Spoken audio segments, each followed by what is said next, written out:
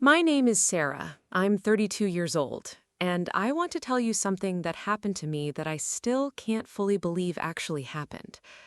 3 weeks after I buried my husband, his mother sat across from me at my own kitchen table, the kitchen table that Marcus and I had picked out together at a Tuesday morning clearance sale, the one with the wobbly left leg we kept meaning to fix, and she looked me dead in the eyes and told me the life insurance money wasn't mine to touch. Not hers, not mine, not ours. She said it belonged to the Hargrove family, like I wasn't a Hargrove. Like 7 years of marriage, 2 miscarriages, 1 miracle baby, and a man who called me his whole world hadn't made me one. She said it with the same calm voice she used to ask if I wanted sweet tea. No raised eyebrow, no hesitation, just that flat, practiced certainty that told me she'd been rehearsing those words for a long time. Probably since the day Marcus first brought me home and she looked at me the way a jeweler looks at a stone they already know is fake. I didn't cry. I didn't yell.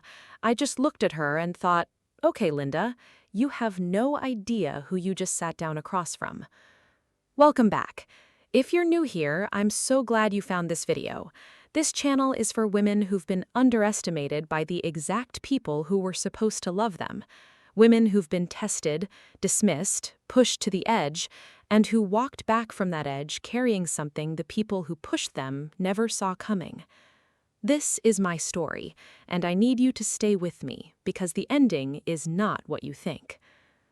I met Marcus Hargrove at a church picnic in Charlotte, North Carolina on a Saturday in July that was so hot the paper plates were going limp before you even got to the potato salad. I was 24. He was 26. He had this laugh that came from somewhere deep in his chest, the kind of laugh that didn't care who heard it. And I remember thinking, whoever ends up with that laugh is going to be okay. Turned out it was me. We dated for 2 years, got engaged on a Tuesday because Marcus said he didn't want to wait for a weekend, didn't want to make it a production, just wanted to ask me in the parking lot of the Harris Teeter where we'd stopped to get milk and eggs. He pulled the ring out of his jacket pocket, right there between the cart return and a woman loading groceries into a minivan, and he said, "I already know the answer, I just need you to say it out loud." I said it out loud. We got married the following spring, small ceremony, backyard of my aunt's house in Greensboro, North Carolina. Marcus cried during the vows. I did not. I was so focused on memorizing the exact look on his face that I forgot to cry, which is a very me thing to do. His mother, Linda Hargrove, sat in the front row in a peach blazer with a smile that never quite reached her eyes. That was the first time I noticed the smile, but it wouldn't be the last. Now, I need you to understand something before I go any further, because she's not a villain in the movie sense. She's not evil. She's something more complicated and in some ways more dangerous than evil. She's a woman who loves in a way that requires ownership, a woman who built her entire identity around a family she believed she controlled. Her husband Earl had died when Marcus was 19, sudden heart attack, gone before anyone could say goodbye, and after that, Linda had become the keeper of everything. The Hargrove name, the Hargrove money, the Hargrove house in Gastonia, the one with the American flag out front and the collection of ceramic roosters on the kitchen windowsill. She wasn't cruel to me outright in those early years. She was just precise. She'd compliment my cooking and then mention that Marcus had always loved her cornbread better. She'd ask where I'd gone to school and then pause just long enough before saying, "Oh, that's nice." She'd hold my hand at family dinners and squeeze a little too tight, smiling the whole time, so that if you called on it, she could say she was just showing affection. Marcus saw it. He wasn't blind. But Marcus was the kind of man who believed that love could smooth over any rough edge if you just kept applying it with enough patience. And he loved my mother, and he loved me, and he believed those two things would eventually figure out how to coexist. He was wrong about that, but I didn't know how wrong until much later. Our son came into the world on a cold February morning, 6 pounds, 9 ounces, a full head of dark curly hair that was entirely from my side of the family. We named him Elijah. Marcus said the name meant something strong and ancient, and he wanted our son to carry something with weight in it. Elijah was 2 days old when Linda arrived at the hospital. She walked in without knocking, which is a skill of hers, and she took Elijah from my arms with the confidence of a woman who did not require permission, and she held him up and studied his face the way you'd examine a new piece of furniture you were thinking about returning. He's got my Marcus's forehead, the Hargrove brow.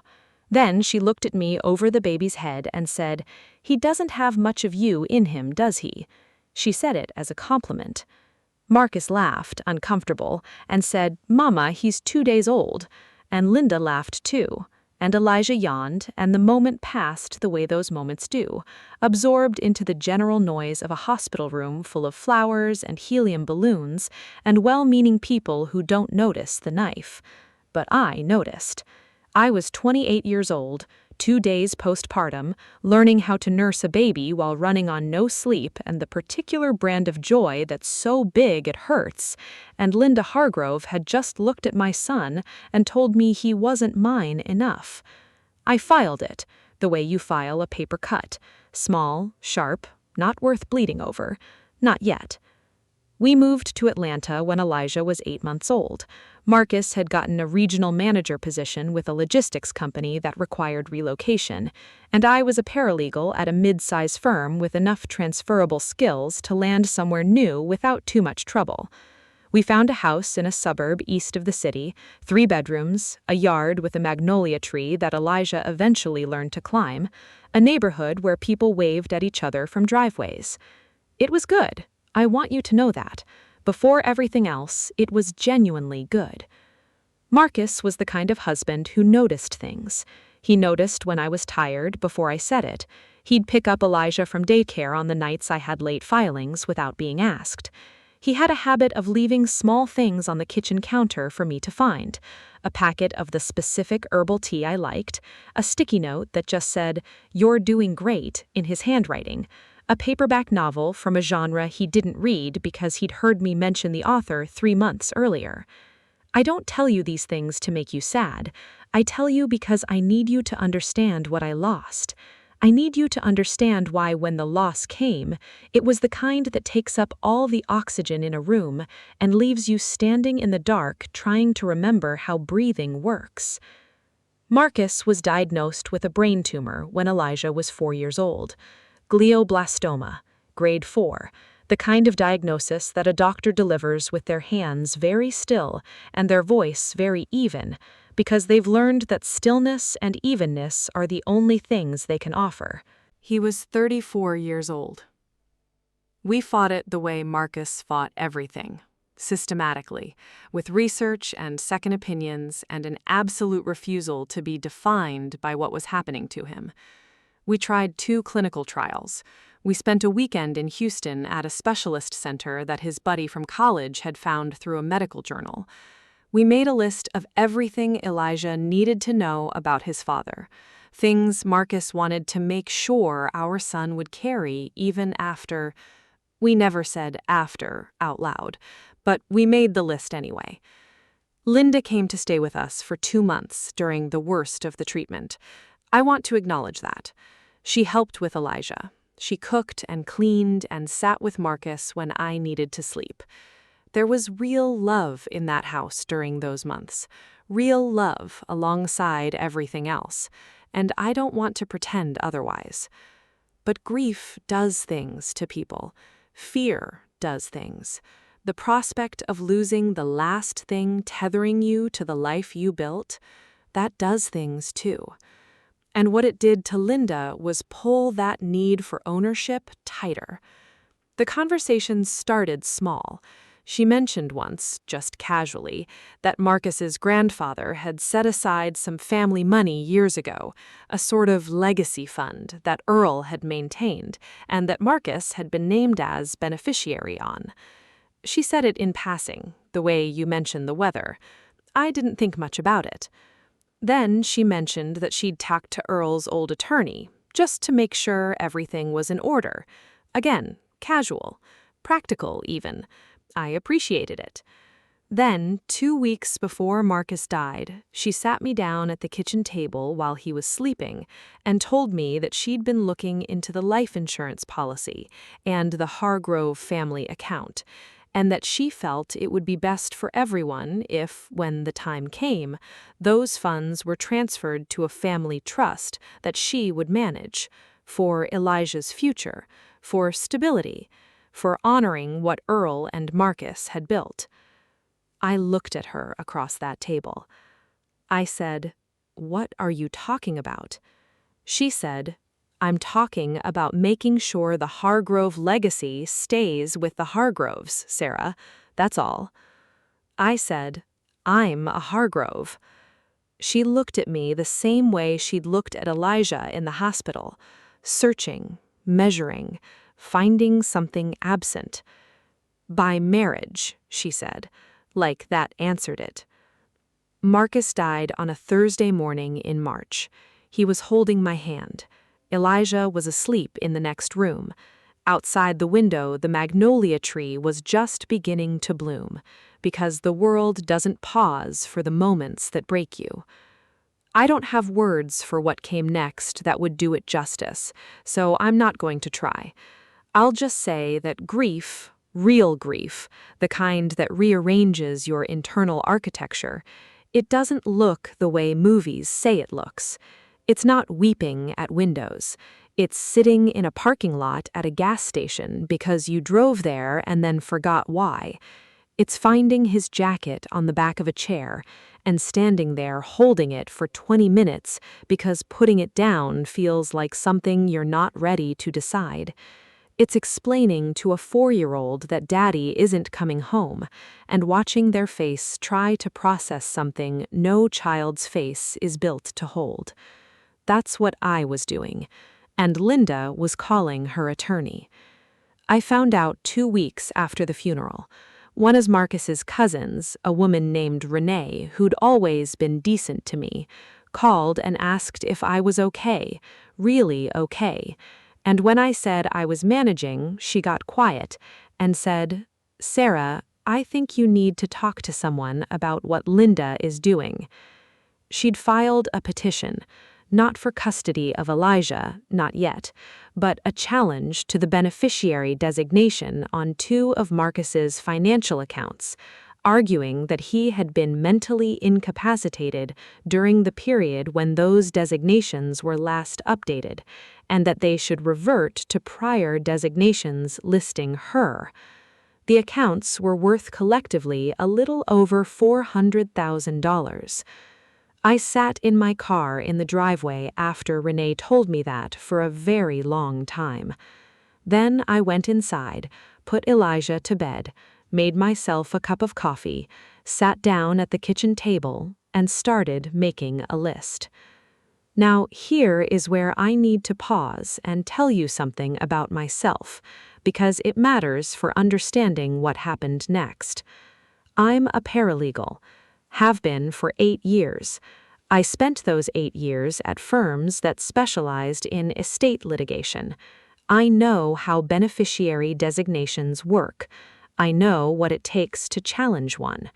I know the difference between what sounds convincing at a family dinner and what holds up in front of a judge. And I knew Marcus. Marcus had been meticulous with his paperwork in a way that I used to tease him about. He kept files, physical files, organized by category in a fireproof box in our closet. Insurance policies, account statements, his will, a separate document outlining his wishes for Elijah's upbringing in the event that both parents were gone, written out in Marcus's own handwriting with dates on each page. He had updated his beneficiary designations 11 months before he died, after the diagnosis, with full legal capacity, witnessed and notarized by an attorney who was not Linda's attorney, and who explicitly noted in the file memo that Mr. Hargrove was lucid, articulate, and fully informed of the changes being made. I had a copy of that memo. I also had copies of every email Marcus and I exchanged with the financial institutions during that update process. I had his medical records from that period, documenting his cognitive function. I had a voicemail from Marcus, saved, from the day after the update was completed, where he said in his own voice, clear as a bell, "Hey, just wanted to let you know I talked to the guy at the bank. Everything's updated. You and Eli are taken care of, okay? I love you. I'll be home by 7. I played that voicemail a lot in those early weeks, not for legal reasons, just because it was his voice saying I love you and he'd be home by 7, and some part of me needed to hear it, even knowing neither thing was true anymore. I contacted an estate attorney, not someone from my firm, someone independent, someone with no connection to the Hargrove family or to Linda's attorney's circles. A woman named Patricia Osai, who came recommended by 2 colleagues separately, and who, when I laid out the situation, looked at the documents I'd brought and said, "Ms. Hargrove, this challenge has no legal merit." I already knew that. What I needed was for someone with initials after their name to say it loud. We began preparing a response, and then Linda called. She called on a Sunday evening when Elijah was in the bath. I let it go to voicemail. She called again. I let it go again. The third time, I picked up. Her voice was different, lower. The controlled quality still there, but something wobbling underneath it like a table with one short leg. She said, "Sarah, I think we should talk before this goes any further, woman to woman." I said, "I'm listening." She said, "I know how this looks. I know how this feels, but you have to understand that everything Earl built, everything Marcus had, it all came from this family's sacrifice. Generations of it, and I cannot watch it leave this family." I said, "Elijah is this family." She said, "Elijah is 4 years old. He needs guidance. He needs a Hargrove to make sure he has what he deserves." I said, "He has me." She was quiet for a long time. Then she said, "Linda, I want you to know that I believe you were a good wife to Marcus. But this isn't about what's best for the Hargrove name going forward." I closed my eyes. I thought about Marcus in that parking lot at Harris Teeter with a ring in his pocket, not waiting for the right moment because he said the right moment was any moment I was in. I thought about the list we made of things Elijah needed to know. Number 1 on that list, in Marcus's handwriting, was, "Your mother is the strongest person I have ever known." I opened my eyes. "Linda," I said, "I am going to give you one opportunity to withdraw this petition voluntarily. 1. If you don't, I'm going to let the legal process do what it's designed to do, and I promise you the outcome is not going to look the way you think it will." She hung up. She did not withdraw the petition. I want to tell you about the next 3 months, because they were the hardest 3 months of my life in a year that had already contained the hardest days of my life. Grief doesn't go on hold for legal battles. Elijah still needed breakfast and bath time, and someone to sit with him when he woke up at 2 in the morning asking for his dad. I was still working full-time, because the mortgage didn't pause either. I was functioning on 5 hours of sleep and a level of adrenaline that I'm genuinely surprised didn't put me in a hospital. Linda had hired an attorney with a reputation for aggressive estate challenges. He filed motions. He requested Marcus's medical records going back 2 years. He subpoenaed financial records. He deposed our financial advisor. He was thorough and expensive, and clearly designed to make the process long enough and painful enough that I'd eventually decide it was easier to settle. He didn't know the voicemail. He didn't know the notarized memo.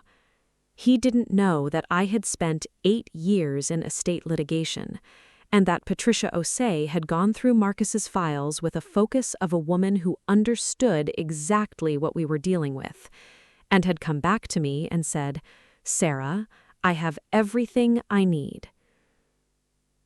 The hearing was set for a Thursday morning in October, 8 months after Marcus died, 7 months after Linda filed. The night before, I sat at the kitchen table, the wobbly one Marcus and I picked out together, and I helped Elijah with a puzzle, one of those wooden ones with the chunky pieces shaped like animals. And when he picked up the lion and handed it to me and said, "Mama, this one's yours because you're brave," I held it together just long enough for him to go to bed. Then I sat at that table by myself for a while. I thought about what Marcus would say. He'd say something practical and then something that sounded simple but wasn't, the way he always did. He'd probably say, "You already know how this ends, you're just nervous about the middle part." And then he'd go make tea. I made my own tea. I went to bed.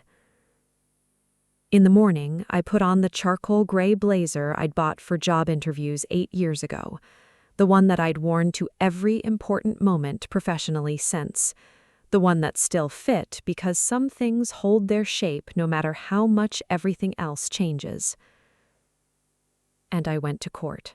The courtroom was smaller than I expected, which is funny because I'd been in courtrooms before, many of them. As a paralegal, courtrooms were practically a second office. But there's a difference between being in a courtroom as a professional and being in one as the person whose life is being argued about. And the difference is that the room gets smaller and quieter, and the air feels different, closer, like it's paying attention. Linda was already seated when I walked in.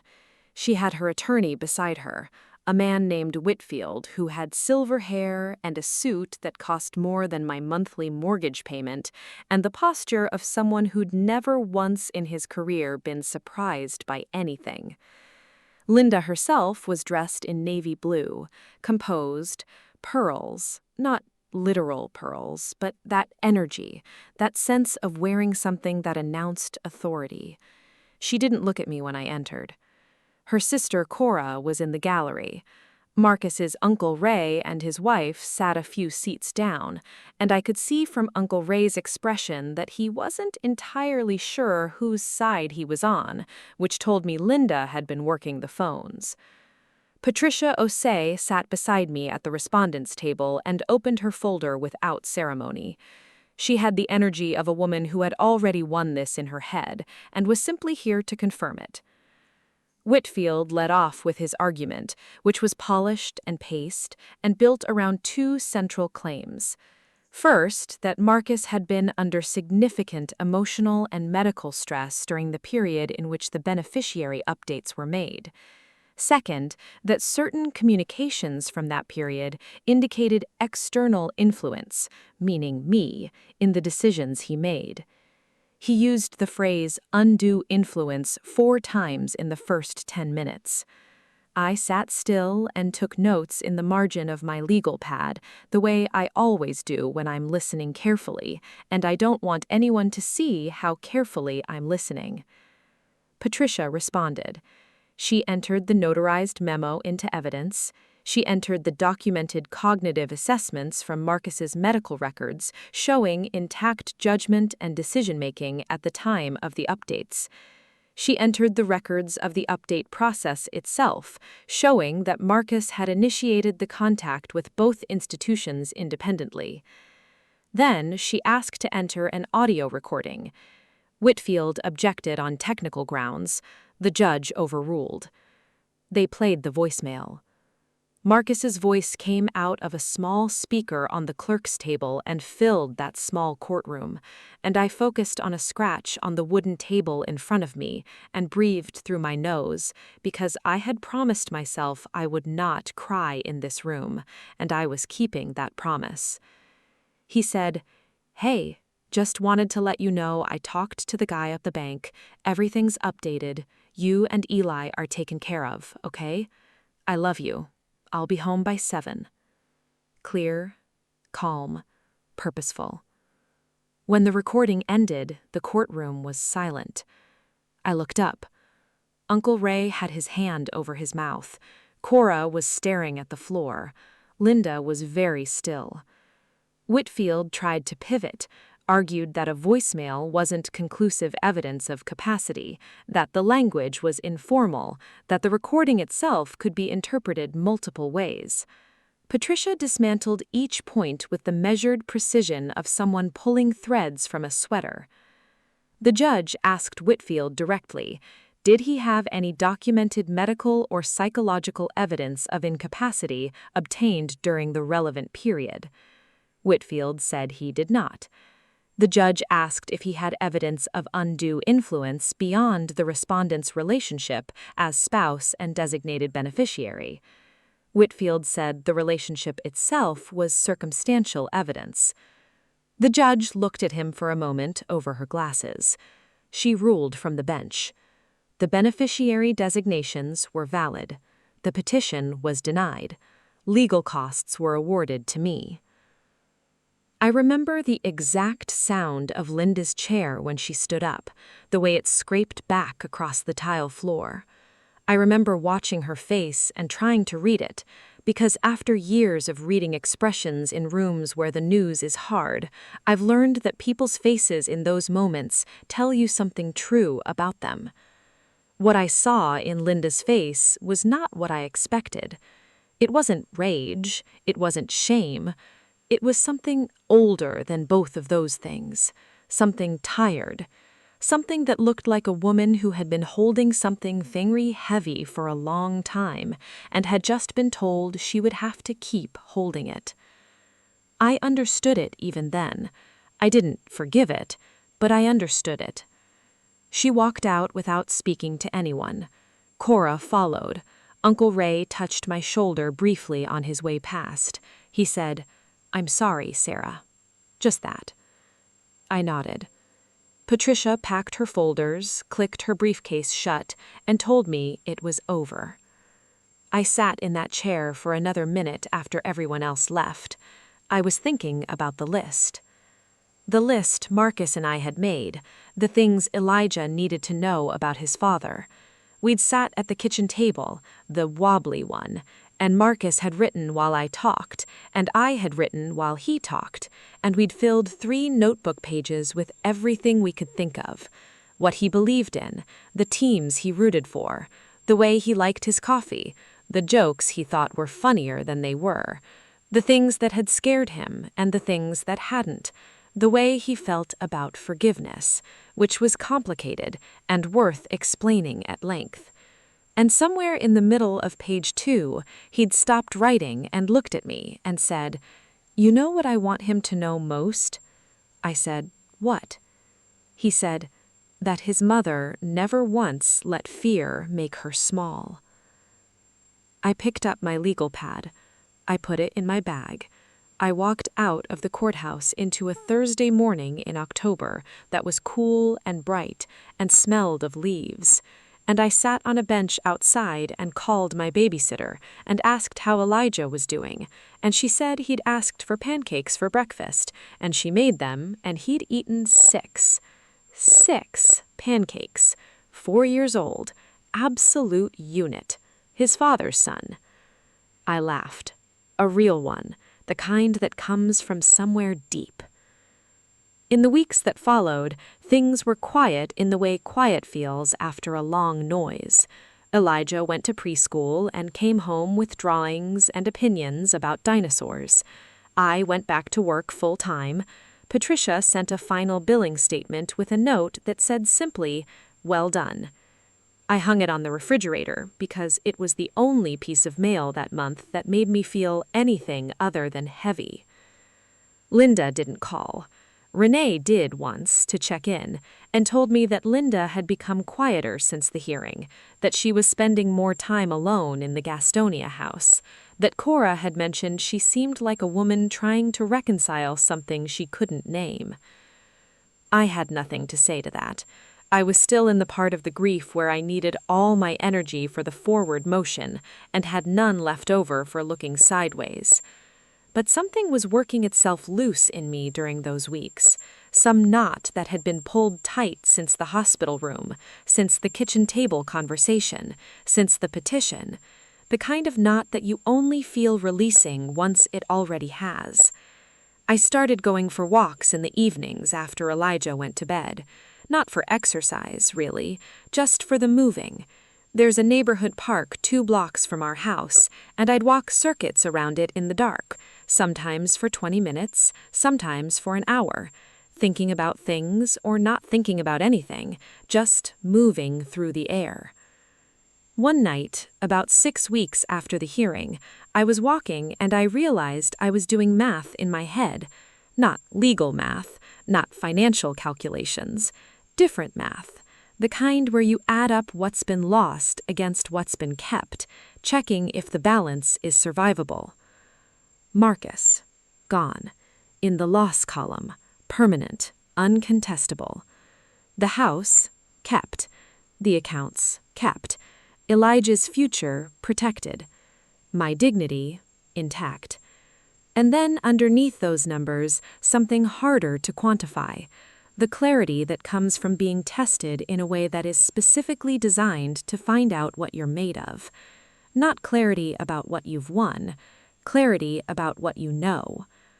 I knew Marcus loved me in the specific, particular way that sees you.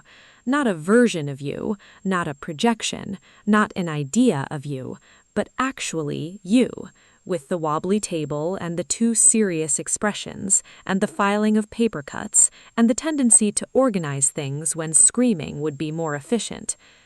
He had seen all of it, and he had left me a voicemail in his own voice, saying, "Everything's taken care of. I love you."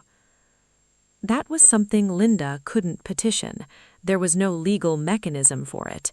It was simply true. I came home from one of those walks and stood in the kitchen and looked at the table.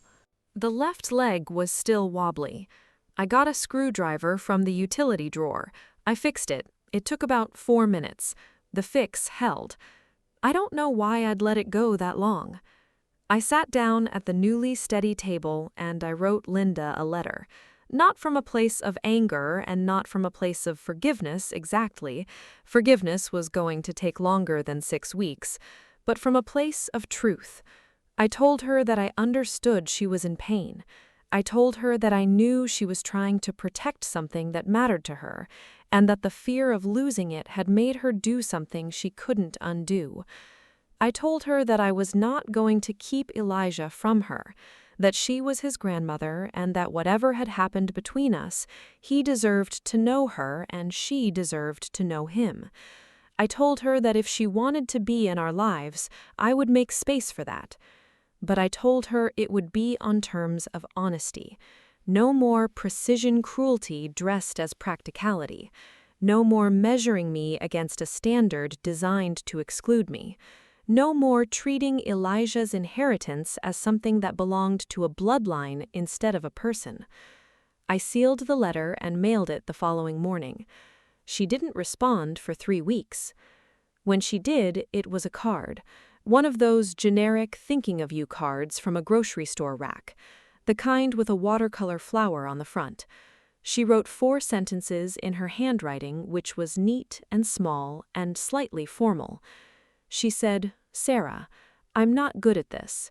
I know I hurt you and I know I hurt Marcus's memory, and I'm not sure I deserve what you're offering, but I would like to try. Tell Elijah his grandmother says hello." That was it. 4 sentences. No apology in the word apology, but something in the space between the sentences that I recognized from years of reading documents for what they actually said, rather than what they claimed to say. She was trying. It wasn't enough, it wasn't the right amount or the right shape, but it was a beginning, which is different from nothing, and I had learned in the past year that different from nothing is sometimes the best available option. I told Elijah his grandmother said hello. He looked up from his dinosaur book and said, "Which grandma?" I said, "Dad's mom." He was quiet for a second, processing. "Does she like dinosaurs?" "I have no idea," I said honestly. "We should find out," he said, and went back to his book. I looked at him, this person, this small, certain, six-pancake-eating person who had his father's laugh and his grandmother's efficiency, and somehow, improbably, my hair, and I thought about the list. Number 1, in Marcus's handwriting, "Your mother is the strongest person I have ever known." I don't tell you that to brag, I tell you that because I spent so much of this story feeling small, feeling tested and measured and found insufficient by someone who needed me to be insufficient so that her world would make sense. And the thing about being made to feel small by someone you needed to see you clearly is that it works. For a while, it actually works. You start running the numbers they're running. You start checking yourself against the standards they've set. You start trying to prove you belong somewhere you already belong. And then something shifts. It shifted for me at a kitchen table, across from a woman who needed to own the grief we were both standing in, and I looked at her and thought, no, I'm not proving anything here. I'm answering a question with a fact, and the fact is not in dispute, and when the facts are in, I will still be here, at this table, and the table will hold. That's what I want you to take from this. Not the legal victory, though I hope if you're in a similar situation you fight for what's yours with everything you have. Not the moment in the courtroom, though I hope you get your moment. I want you to take the wobbly table. The thing that's been broken or incomplete or embarrassing or a little too honest about where you've been. Fix it. It takes about 4 minutes. The fix holds. And sit down at the table you built, in the house you kept, with the person you're raising, and eat breakfast. Because blood tells you where you came from, it never once told anyone where they belonged. That part you choose. Every single day you choose it. I'm Sarah. This has been my story. If you stayed with me until right now, I want you to know something. You were who I was talking to the whole time. The one who knows what it feels like to be tested. The one who didn't break when you were supposed to. The one who fixed the wobbly table at 11 p.m. at night with a grocery store screwdriver and nobody watching. I see you. Drop a comment and tell me, what's your wobbly table? What's the thing you've been meaning to fix? And if this story meant something to you, share it with the person who needs to hear it today. Hit subscribe. I'll see you in the next one.